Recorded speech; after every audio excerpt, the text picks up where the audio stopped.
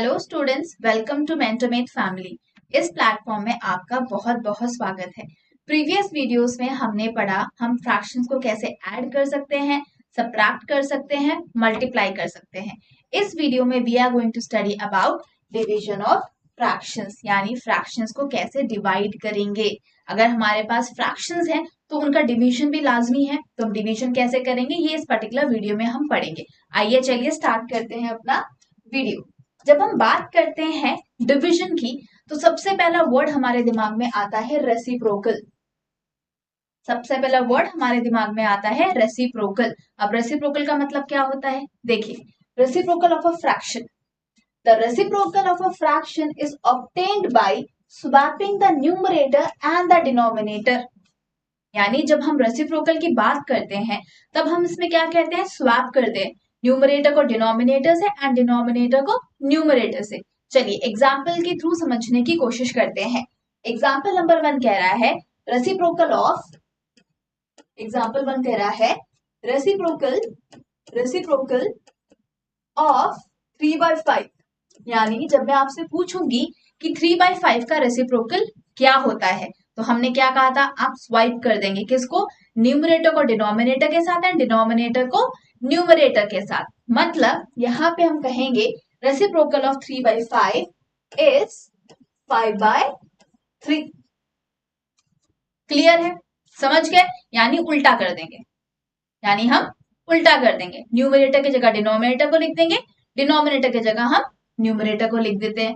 चलिए next example समझने की कोशिश करते हैं। What is reciprocal of 7/2? आप कमेंट बॉक्स में इसका आंसर करिए, 7/2 का रेसिप्रोकल क्या होगा।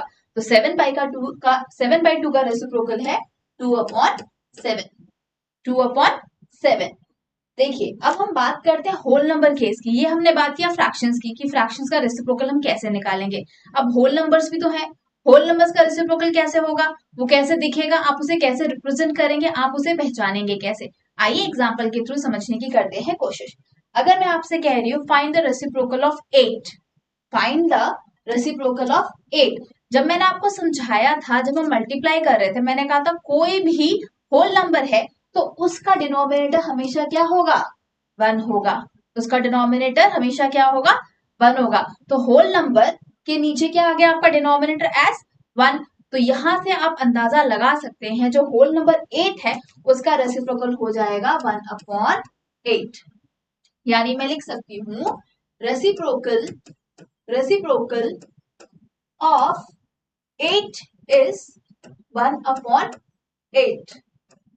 आई होप यहां तक आपको क्लियर है, यहां तक आप समझ गए हैं, ठीक है।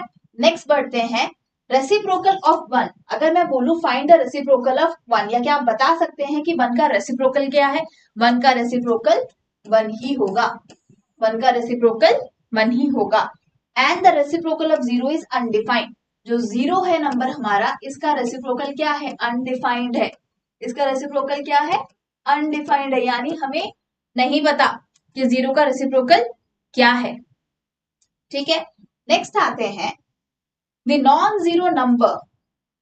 Zero number whose product with each other is 1 are called the reciprocals of each other। मैं फिर से रिपीट करती हूँ, जो नॉन जीरो मतलब जो जीरो नंबर्स नहीं है, ठीक है।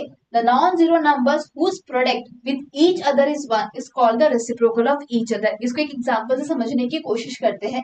अगर मैंने कहा 3/5, व्हाट इज रेसिप्रोकल ऑफ 3/5, आपने कह दिया 5/3। चलो यहां समझते हैं 3/5 का रेसिप्रोकल क्या है, 5/3। अब इसमें क्या बोला है, the non zero numbers whose product with each other is 1। यानी जब मैं इन दोनों को मल्टीप्लाई कर देती हूँ, प्रोडक्ट मतलब मल्टीप्लाई, तो यहां से 5 से 5 कैंसिल हो गया, 3 से कैंसिल हो गया, तो क्या आंसर आ गया आपका 1। तो ये आपको यही समझाने की कोशिश कर रहा है। आई होप यहां तक आप क्लियर हैं, समझ चुके हैं रेसिप्रोकल कैसे निकालेंगे फ्रैक्शन का या होल नंबर का।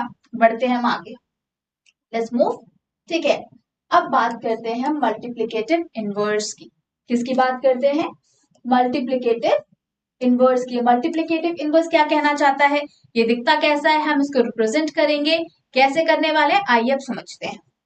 The multiplicative inverse of a number, यहाँ पे ध्यान से देखिए, the multiplicative the multiplicative inverse of a number, किसका? Of a number is the number that when multiplied by the original number gives 1. Example से समझते हैं या एक हम मैथमेटिकल वे में समझने की कोशिश करते हैं. फॉर अ फ्रैक्शन a अपॉन b, आपको a अपॉन b एक फ्रैक्शन दिया गया है. The multiplicative inverse is b by a अपॉन b का मल्टीप्लिकेटिव इनवर्स क्या हो जाएगा? b अपॉन a हो जाएगा. ठीक है. Which is the same as its reciprocal. Obviously अगर मैं ध्यान से देखूं a अपॉन b का मल्टीप्लिकेटिव इनवर्स क्या हो गया? b अपॉन a, जो कि उसके रेसिप्रोकल के समान है, जो कि उसके रेसिप्रोकल के समान है. अब एग्जांपल से समझने की कोशिश करते हैं. Multiplicative inverse of 4/9. अगर मैं आपसे पूछूं what is multiplicative inverse of 4 upon 9, तो आप कहेंगे multiplicative inverse of 4 upon 9 is 9 upon 4. अब जब मैं इन दोनों को मल्टीप्लाई कर देती हूँ, इन दोनों का प्रोडक्ट निकालती हूँ, तो आंसर क्या आएगा? 4 से 4 हो गया कैंसिल, 9 से 9 हो गया कैंसिल, आंसर आ गया 1. आंसर आ गया 1. Multiplicative inverse of 2/3. Next example, what is multiplicative inverse of 2/3? आप कहेंगे मल्टीप्लिकेटिव इनवर्स ऑफ 2/3 इज 3/2. ठीक है. अब जब इन दोनों का मैं प्रोडक्ट निकालूंगी तो मेरा आंसर क्या आएगा? 3 1 3 3 कट गए, 3 के टेबल से 2 2 कट गए, 2 के टेबल से आंसर क्या आ रहा है? 1. आंसर क्या आ रहा है?